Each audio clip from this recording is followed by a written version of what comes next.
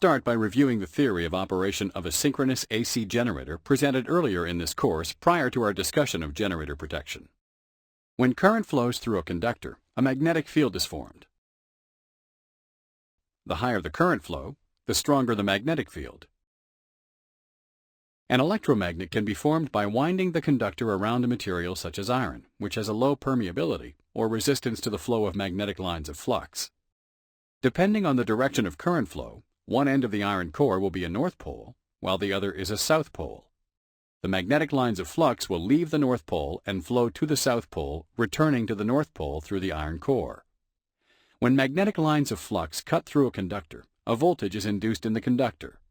The magnitude of the voltage is proportional to both the strength of the magnetic field and the speed with which the magnetic field cuts through the conductor. A single-phase generator is composed of two major components, the exciter and the stator. The exciter is an electromagnet that rotates about its axis as shown.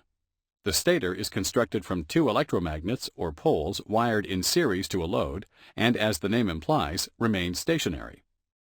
As the exciter rotates, its magnetic field cuts through the windings of the stator poles, inducing a voltage and hence current, which will flow through the attached load as shown. Large utility-class generators produce three-phase alternating current, and so our single-phase generator is modified with the addition of two more pole pairs. The poles would be positioned such that the pole pairs are directly opposite each other, and planes running through any two pairs of poles will intersect at an angle of 120 degrees. This arrangement of poles forms the stator of a two-pole, three-phase generator. It is called a two-pole generator because the stator has two electromagnetic poles per phase. One side of each pair of windings is connected together, while the other side is connected to our three-phase load. If we plot a graph of the voltage which appears across each of our load resistors against time as the exciter rotates through one revolution, we will see the waveforms shown. As the exciter rotates, the voltage induced in each pair of stator windings will be displaced by 120 electrical degrees from the other two waveforms, corresponding to the physical angular position of the stator windings. The resulting output is the desired three sine waves of equal amplitude, but with a 120-degree phase shift between them as shown. There are many sources of generation for electrical power: hydroelectric, nuclear, natural gas, and fossil fuels, just to mention a few. The mechanical systems used to convert these sources of energy into electrical power vary greatly in both physical construction and in mechanical limitations. For example, a hydraulic turbine is designed to withstand overspeeds that occur during startup and shutdown, while on the other hand, a steam turbine with base speeds in the 3200 RPM range will sustain damage during an overspeed condition even if for only a few seconds. From a protective relaying perspective, these vastly differing generating systems translate into a challenging problem. The operation of protective elements will generate a trip when protecting one style of generator, while on another, the element may either not be enabled, or if enabled, may only generate an alarm. In addition to the mechanical arrangement, a typical generator system consists of a synchronization unit, an automatic voltage regulator, speed regulator, and a protective relay. Let's begin by looking at the synchronization unit. It's very important that within a power system, the power being generated matches the power being demanded by the network. The synchronization unit ensures that the frequency and phase angle of the generated power matches that of the rest of the network. It does this by sending a feedback signal to a primary generator speed regulator, for example, the gas valve controller of a natural gas generator, which will increase or decrease the speed of the generator. This increase and decrease is used to sync the generator's output frequency to the network. Once the generator is in sync, the synchronization circuits will provide an in-sync signal output. The automatic voltage regulator is also an essential component in matching the power being generated to the power demanded by the network. The AVR ensures that the generator's voltage magnitude matches that of the network. It does this by summing the negative feedback from the generator's output voltage with that of the network. The error signal is fed to the generator field current regulator. This increases or decreases the field strength so that the generator voltage magnitude matches that of the network. The last of these three components is a protective relay. A relay will be connected to the generator stator circuit and will provide generator stator protection in addition to backup protection for the AVR and the governor. In addition to these components, the correct selection of current transformers for the protective relay is an essential part of proper generator protection. The current transformers should be matched and a fault study conducted to determine the maximum CT primary fault current. With this information, the CTs chosen should be such that maximum voltage at the CT secondary terminals at the time of the fault is less than 50% of the CT knee voltage. Further information on CTs in general, along with specific CT selection principles, can be found within the Power Systems section of this CD. Grounding strategies are a very important part of ensuring proper generator protection. Generators alone are very expensive. When coupled with the cost of unscheduled downtime for a repair, total losses in production can be very high. The most costly and time-consuming repair is metal damage. That is, damage to the steel laminations forming the stator and rotor of a generator. It's been found that if the fault current is above 10 amps, metal damage can occur. It's important for a grounding strategy to ensure that the fault current remains at or below 10 amps, and therefore damage will be minimal. The grounding strategy employed is the key factor determining the magnitude of the fault current. Let's look at an example of a generator ground fault. Within this large generator, a fault occurs due to insulation deterioration. A high level of fault current will then go to ground following the path of least resistance. With no grounding strategy in place, the full amount of fault current will flow back into the generator. If this cycle were allowed to continue, the damage to the generator would be quite extensive. The general purpose of a grounding strategy is to decrease the level of fault current that is allowed to flow back into the generator during a ground fault condition. We will now examine some of the common grounding strategies used to protect generators. The first strategy we will look at is the high impedance grounding scheme, of which there are two types. The first is high resistance, and the second is ground fault neutralizer. The high resistance scheme uses a grounding transformer and a resistor connected across the secondary. With large generators, a distribution transformer is used as a grounding transformer. Let's look at a ground fault within a generator using the high resistance scheme. As fault current flows to ground, the transformer will drastically reduce the level of fault current. Therefore, the amount of fault current flowing back into the generator is also greatly reduced. This means that the damage that could occur to the generator during a ground fault will be far less. Generally, high impedance schemes limit the primary current to between 3 to 25 amps. The second type of high impedance grounding is ground fault neutralizer grounding. Also known as a Peterson coil, this type of grounding uses reactance instead of resistance on the secondary. The advantage of reactance is that it can be adjusted to limit the ground fault current to different levels. The Peterson coil is capable of limiting the fault current to 1 amp. The second strategy we will discuss is low resistance generator grounding. In this strategy, generators have their neutral grounded through a resistance such that typical fault currents are in the range of 200 amps up to 150% of rated full load current. The resistor required for low resistance grounding can be quite expensive and large. Therefore, this grounding strategy is usually not employed with smaller generators. This type of grounding is used where 2 or more generators are bused at generator voltage and connected to a system through one step-up transformer. This type of grounding is also used where the generator is connected directly to a distribution system having a low impedance grounding source on the generator bus. The third strategy is reactance grounding. This method uses an inductive reactance between the generator neutral and ground. With this type of grounding, the phase-to-ground fault current will range from approximately 25 to 100% of three-phase current. This grounding method is usually used where the generator is directly connected to a solidly grounded distribution system. The fourth strategy is direct grounded or zero impedance generator grounding. Generators that use zero impedance grounding have extremely high fault currents which are very easy to detect. At the time of fault, there is a lot of fault energy, and so the reaction time to the fault has to be very fast to limit damage. The final strategy we'll discuss is non-grounded generators. This type of grounding is popular in marine applications and in some areas of Europe.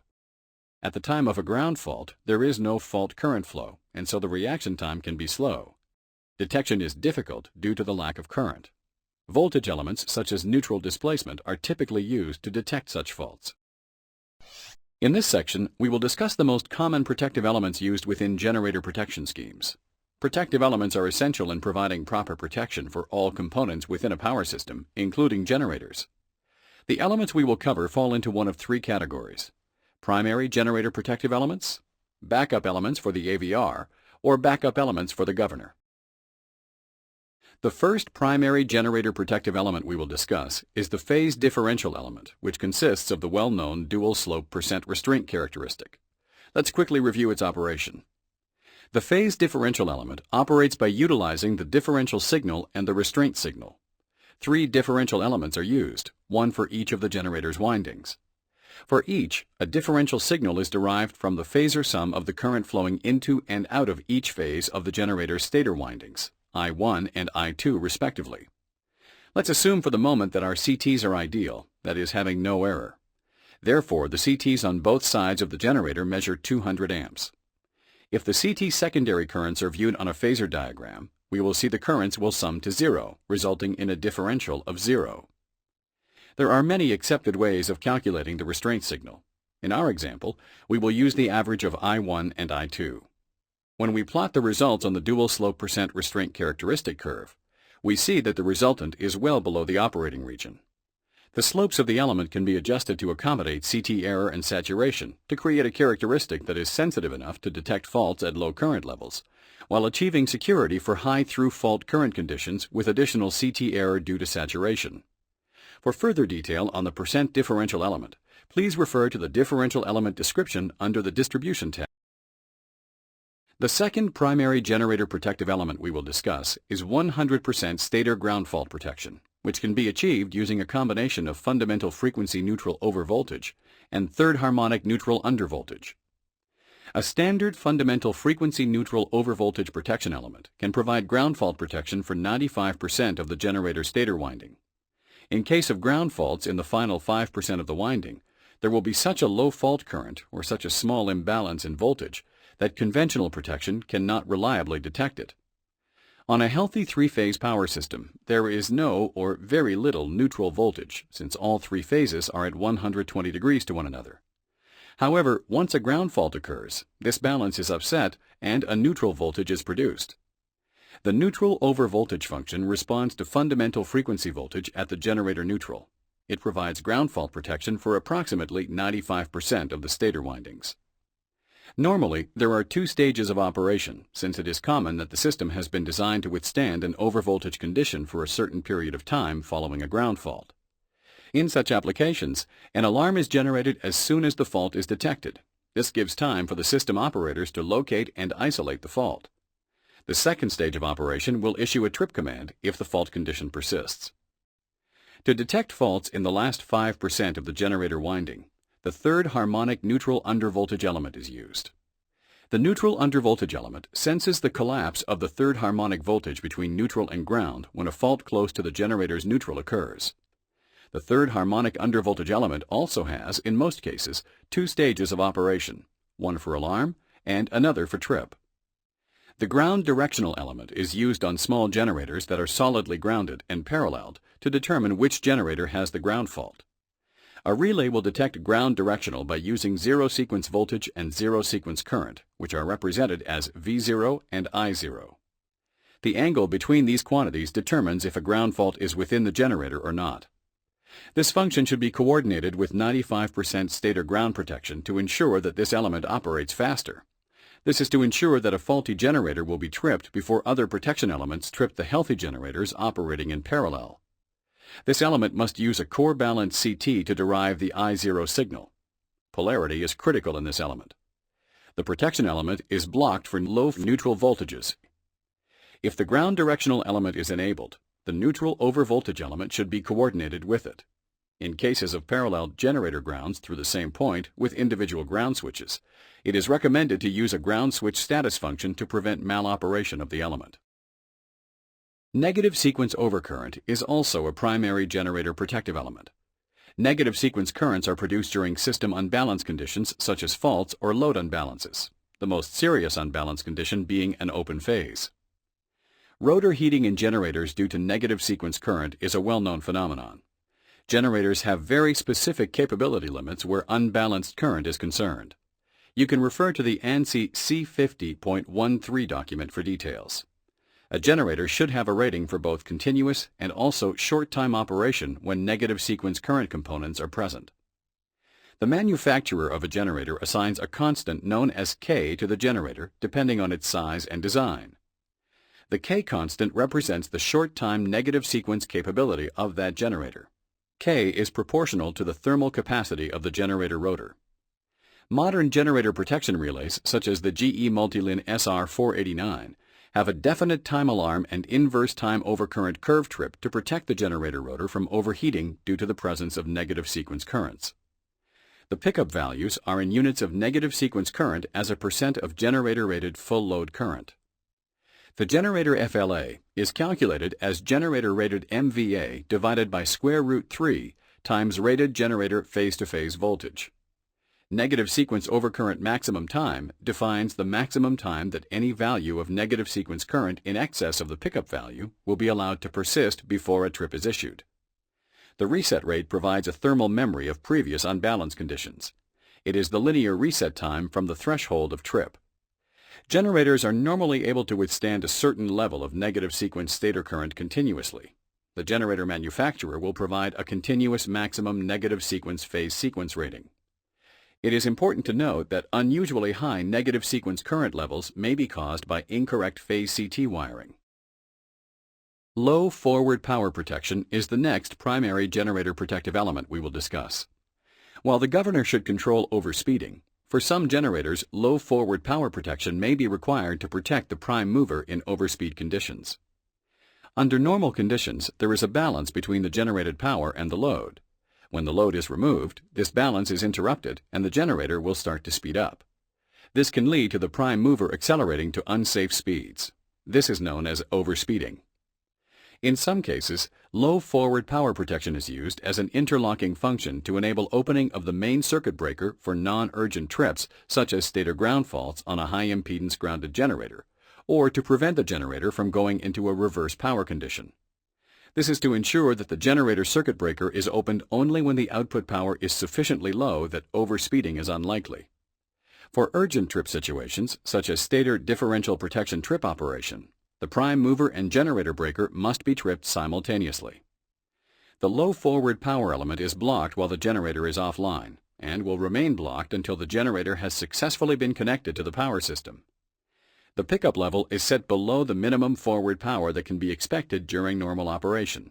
For example, if the minimum power that is being consumed by the system is 20 megawatts, then the low forward power setting should be set lower than 20 megawatts. The next primary generator protective element we will discuss is reverse power protection. Under normal conditions, a generator is expected to supply power to the connected system. Let's look at an example where the generator prime mover fails, that is, the source of mechanical energy fails. This generator, which is connected in parallel with another source of electrical supply, will begin to draw power from that source instead of supplying power. This phenomenon is also called motoring of a generator. This reversal of power flow due to the loss of the prime mover can be detected by reverse power protection. This element is used to prevent damage to mechanical parts of the plant in the event of failure of the prime mover or loss of mechanical power. The reverse power protection element is also used to trip the generator to prevent turbine blade heating and other adverse effects in turbo generators. The time delay settings for reverse power protection should be set to avoid spurious tripping with transient power swings that may arise following synchronization or in the event of power transmission system disturbances. Inadvertent energization is the final primary generator protective element we will discuss. If the generator is inadvertently brought online without being up to speed and synchronized, or is at standstill when the breaker is closed, severe damage could occur. The generator will act as an induction motor if the circuit breaker is closed when the generator is at standstill. Very high currents would be induced in the rotor and stator components, resulting in rapid overheating and damage. The inadvertent energization protective element may be armed when all of the phase voltages fall below the under-voltage pickup level and the unit is offline. This would be the case when the VTs are on the generator side of the disconnect device. If, however, the VTs are on the power system side of the disconnect device, the feature should be armed if all of the phase voltages fall below the under-voltage pickup level or the unit is offline. When the feature is armed, if any one of the phase currents measured at the output CTs exceeds the overcurrent level programmed, a trip will occur. The next three elements we will discuss are the backup elements for the AVR. The first element is the loss of excitation protective element. If the generator is initially operating at only 20 to 30% of rated power, and with loss of excitation, it might be able to run for several minutes before it has to be tripped. There might be sufficient time for remedial action to restore the excitation. If loss of excitation occurs when the generator is operating at high power output, the rotor speed may rise to approximately 105% of the rated speed. In such a situation, it would draw a high reactive current from the power system. In this case, a rapid automatic trip is required to protect the stator windings and rotor. The next backup element for the AVR is the overvoltage protection element. Overvoltages on a generator may occur due to transient surges on the network or a variety of other conditions. A sustained overvoltage condition should not occur for a machine with a healthy voltage regulator. There are situations where the voltage regulator might not function correctly, such as the automatic voltage regulator being defective, the generator operating under manual control with the AVR out of service, or there is a sudden loss of load such as the tripping of outgoing feeders. For these reasons, it is critical to provide power frequency overvoltage protection. The final backup element for the AVR we will discuss is the overfluxing protective element. Overfluxing occurs when the ratio of voltage to frequency is too high. The iron saturates due to high flux density and results in stray flux occurring in components that are not designed to carry it. Overheating can then occur that will result in damages. Either excessive voltage or low frequency, or a combination of both, can result in overfluxing. Overfluxing affects both directly and indirectly connected generators. The first backup element for the governor we will discuss is underfrequency protection. Underfrequency occurs as a result of the overloading of generators operating on an isolated system, or due to a serious fault on the power system that results in a deficit of generation power to load. As an example, a grid system suffers a major fault on transmission lines linking the two parts of the system, and the system then splits into two. It is possible that one part will have an excess of generation power, and the other will have a corresponding deficit. Underfrequency conditions will occur in the latter part. Generally speaking, an underfrequency condition on a generator will occur when the power system load exceeds the prime mover capability of a generator or group of generators. Load shedding schemes will try to remedy the situation. If load shedding fails, then the generator has to be tripped by underfrequency protection. Operation of generators at lower frequency with nominal voltage should be limited as much as possible to avoid damage to the generator and associated equipment. The second backup element for the governor is overfrequency protection. An overfrequency condition occurs when the mechanical power input to the prime mover is in excess of electrical load. We can see in our example that the section of the system with an excess of power is in an overfrequency condition. This can occur if the governor does not respond quickly to reduce the mechanical input power. Moderate overfrequency operation of a generator is not as potentially dangerous as underfrequency. Normally, actions can be taken at the generating plant to remedy the situation without shutting down the generator. However, severe overfrequency operation of a high-speed generator could be dangerous and damaging to the generating unit and associated equipment. Let's look at an example of a breaker failure protective element. In this example, the protective relays operate correctly, but the associated circuit breaker fails to clear the fault because of some malfunction within the breaker or its control circuits. The fault will now remain on the system until some other means is used to clear it. In our example, the primary or backup relays start a timer once a fault has been detected. The timer will then time out and send a trip signal to all breakers that can feed the failed breaker with power.